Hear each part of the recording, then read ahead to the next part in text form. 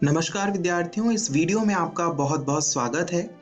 आज हम 10वीं कक्षा की हिंदी की पाठ्य पुस्तक क्षितिज भाग 2 के दूसरे गद्य पाठ को पढ़ने जा रहे हैं, जिसका नाम है बाल गोविंद भगत। आइए जानते हैं इस वीडियो के विषय बिंदु। आज की इस वीडियो में हम सबसे पहले जानेंगे राम वृक्ष बेनीपुरी के बारे में। राम वृक्ष बेनीपुरी इस पाठ के लेखक भी हैं। साथ ही आज की इस वीडियो में हम बाल गोविंद भगत के प्रसंग से जुड़ी कुछ बातों के बारे में जानेंगे।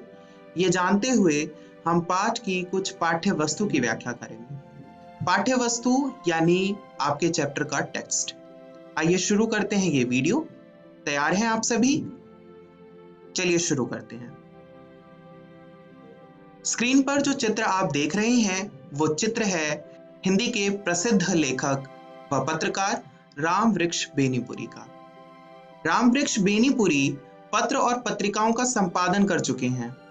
इन्होंने पत्रकारिता के क्षेत्र में बहुत से प्रसिद्ध कार्य किए हैं। साथ ही इनकी प्रसिद्ध रचनाओं में पतितों के देश में, चिता के फूल, अम्पाली, माटी की मूर्तें, पैरों में पंख बांधकर, जंजीरें और दीवारें इत्यादि बहुत प्रसिद्ध हैं। शेष रचनाओं के लिए आप अपनी हिंदी की पाठ्य पुस्तक क्षितिज भाग 2 को भी देख सकते हैं। इनकी रचना में हमें स्वाधीन चेतना के साथ साथ मनुष्यता की चिंता भी देखने को मिलती है। आइए अब जानते हैं बाल गोविंद भगत के बारे में। ये पाठ एक रेखा चित्र है। अब आपके मन में प्रश्न होगा कि रेखा चित्र कहते किसे हैं? दरअसल शब्दों से जो चित्र बनाया जाता है उसे शब्द चित्र कहते हैं, और जब किसी व्यक्ति विशेष के चित्र को शब्दों से अंकित किया जाता है तो उसे रेखा चित्र कहते हैं। उसमें व्यक्ति की रूप रचना के साथ साथ उसके व्यक्तित्व को भी शामिल किया जाता है। उस दृष्टि से ये रचना बहुत ही प्रसिद्ध है, क्योंकि इसमें मनुष्यता, लोक संस्कृति और सामूहिक चेतना के दर्शन होते हैं। अब आप सबके लिए ये शब्द थोड़े कठिन होंगे। आइए इनका मतलब जानते हैं। लोक संस्कृति का मतलब होता है जो लोक में परंपराएं या व्यवहारिक प्रवृत्ति होती है, उसे हम लोक संस्कृति कहते हैं। और सामूहिक चेतना, समाज में रहने वाले लोगों के विचार। इस पाठ में हमें आदर्श ग्रामीण जीवन के दर्शन भी होते हैं। ग्रामीण जीवन गांव में बिताए गए जीवन को कहते हैं। आइए अब हम पाठ को पढ़ते हैं और समझते हैं।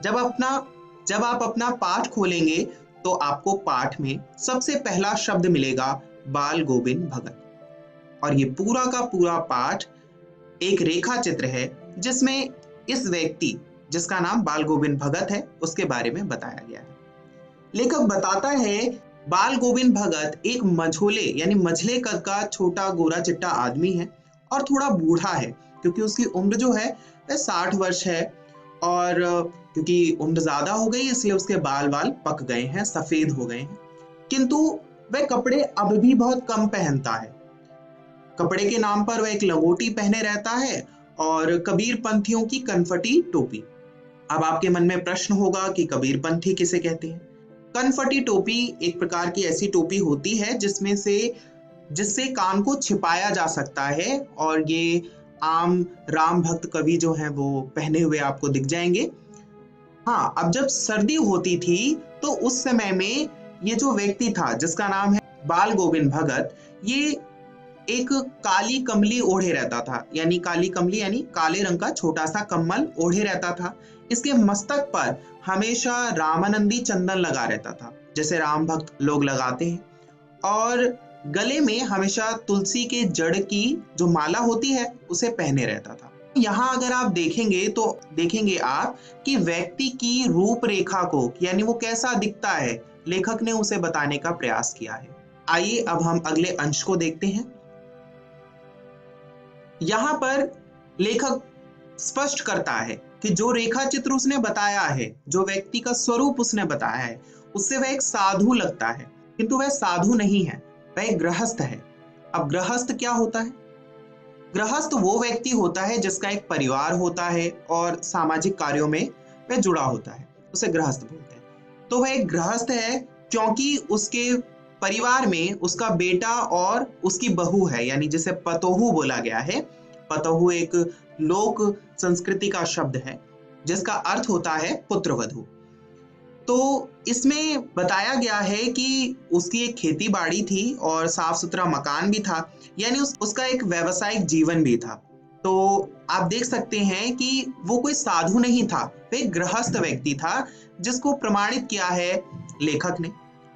अब जो कुछ हमने पढ़ा उसके आधार पर हम यह बता सकते हैं कि बाल गोविंद भगत एक ऐसा व्यक्ति था जिसका कद मंझोला था, यानी सामान्य था, और रंग गोरा था। 60 वर्षीय था, कम कपड़े पहनता था, उसके शरीर पर कपड़े बहुत कम होते थे, यह हमने जाना। और साथ ही मस्तक पर रामानंदी चंदन लगाता था, तुलसी जड़ की माला गले में पहनता था। गृहस्थ था। क्यों गृहस्थ था? क्योंकि उसका एक बेटा था और उसकी शादी हो गई थी और उसकी पुत्र वधू भी थी, इसलिए वह गृहस्थ था। और खेती बाड़ी तथा मकान भी था कुछ। तो इस आधार पर हम यहाँ पर बाल गोविंद भगत के दो स्वरूप को देखते हैं, एक तो उसका भक्ति जीवन और एक उसका गृहस्थ जीवन। इन दोनों जीवन के बारे में पाठ में ही आगे बताया गया है, उसका वर्णन हम अगली वीडियो में करेंगे।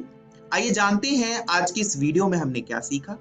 आज की इस वीडियो में हमने जाना कि बाल गोविंद भगत गृहस्थ थे या साधु।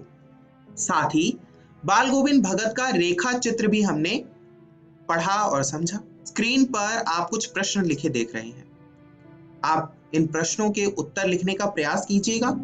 साथ ही घर जाकर इस अंश को जिसे हमने इस वीडियो में पढ़ा उसे पढ़िएगा, समझिएगा। अगली वीडियो देखने के लिए शेष पाठ पढ़कर आएं, जो आपकी हिंदी की पाठ्य पुस्तक क्षितिज भाग 2 में संकलित है। इस वीडियो को देखने के लिए बहुत बहुत धन्यवाद।